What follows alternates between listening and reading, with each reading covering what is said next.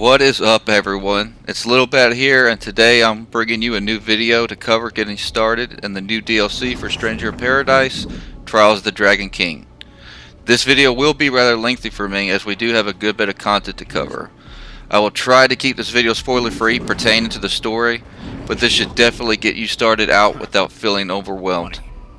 For those returning players, you will see some significant changes to certain abilities and gear. For those who have used my builds, I will be covering ways to counter these debuffs and make your character even stronger than before. There are pros and cons to be had with this new DLC, but as I am progressing through, I am starting to find that the pros are beginning to outweigh the cons. The first thing I want to cover is the new Master Point system. Previously, 15 points was the max allotted in Category 1, being only put 10 points in each selected thing as the cap. As I scroll down, you will also see that the max allotted with 10 points in Lightbring Duration puts you at 13%. And as I scroll down to the bottom again, you can see that 8% was the cap for buff duration with a full 10 points in. But now with the new DLC, you could have, it looks like 70 points up in your top Category 1, and 20 is now your new cap. As you bring that down to Lightbring Duration, you can see it's now at a full 26%, a 13% more increase, and buff duration at 16%, basically doubling the stats you had before. This is a great way to help counter the reduced Chaos Bringer time that's been introduced now in this new DLC.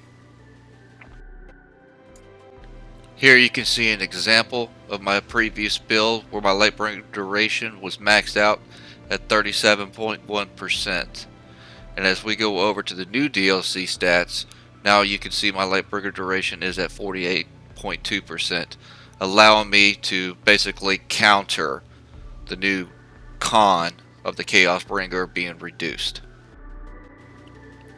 Trials of the Dragon King introduces us to a new level of difficulty with the Bahamut Mode. The new max level of the gear is at 400 with increased affinity percentages. You will reach a new level of 150 to the classes as well. Level 100 is required to put master points into the new cap range in order to get the double point system. For those who use primarily Chaos Bringer builds but are having difficulty, the new extra mode has been introduced. Even though it cuts down your rewards, you will have an infinite Chaos Bringer, allowing you to level up and get your points or gear situated. Just like the base game, you will need to unlock the main missions to whatever level is required in order to raise your job from level 99 to the new 150.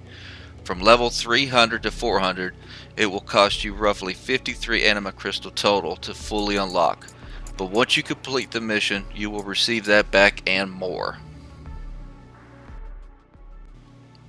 To amp the difficulty more if you so choose, the new trial section has been added.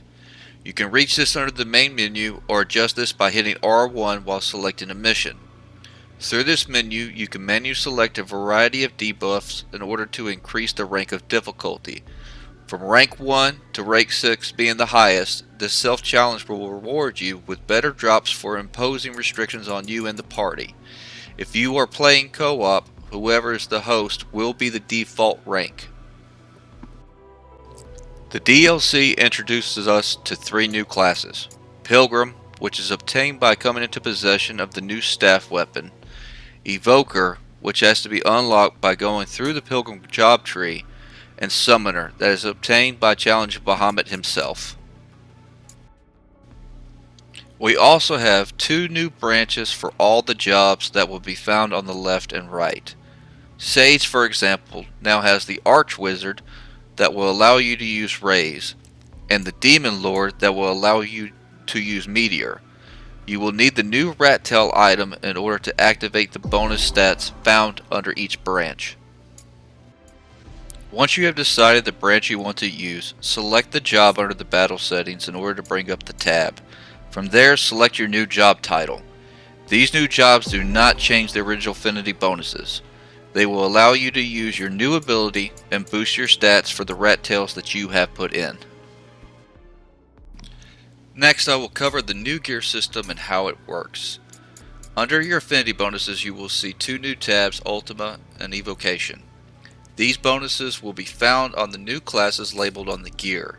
We will look at my White Mage, now Alabaster Lord, for example. Looking at this chest piece, it has two of the new job titles listed with the Ultima symbol on the bottom left corner of the icon.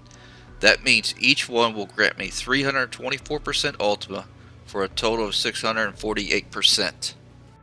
Now we'll jump down to my accessory list to see the bonus in action, the Terrifying Mask. As you can see, I have the number 1 Ultima symbol next to the Earth Vulnerability Resistance.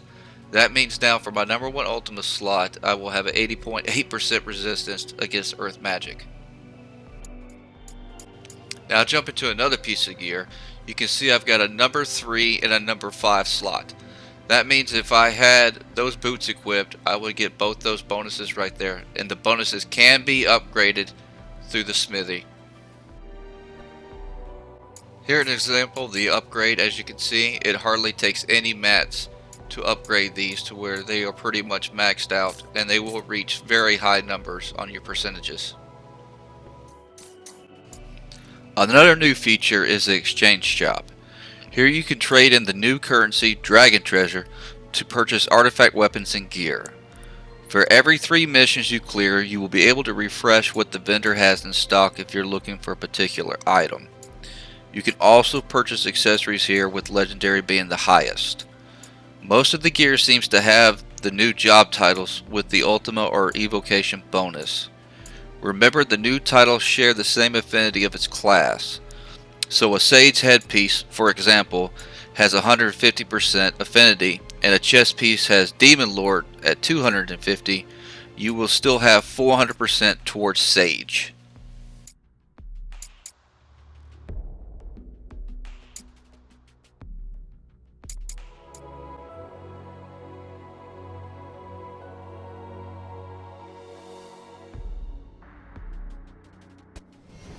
Some other notable changes that I have noticed is that the bombs will no longer self-destruct when you spam your fire back at them. Also, all the chests in the game now, instead of dropping gear, will instead drop crests. For farming, I still highly recommend the warrior, as you will receive anima crystals from the different big enemies. A lot of different drops, since there's 52 of them all in one area, a bunch of crests, and as you can see, the new dragon treasure, you also get an abundance of that. If you go to the smithy, you will see a new tab called Upgrade Equipment Level. If you have the anima crystals to spare, this will allow you to max out your old gear to the new level 400 or any piece you acquire. It will cost around 500 crystals to bring a level 300 piece to 400.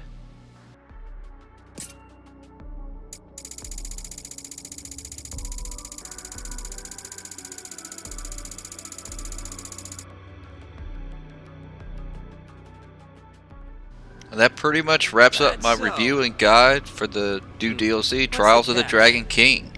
I will be uploading different class builds based on the new content, starting with White Mage. I will go through all the other classes that I previously uploaded to fit the new criteria for the DLC. If you have any questions, feel free to ask me in the comments. I'll get back to you as soon as possible. Please hit that like if this guide helps you, and subscribe for more coverage. Thank you, and I hope to see you on the next video.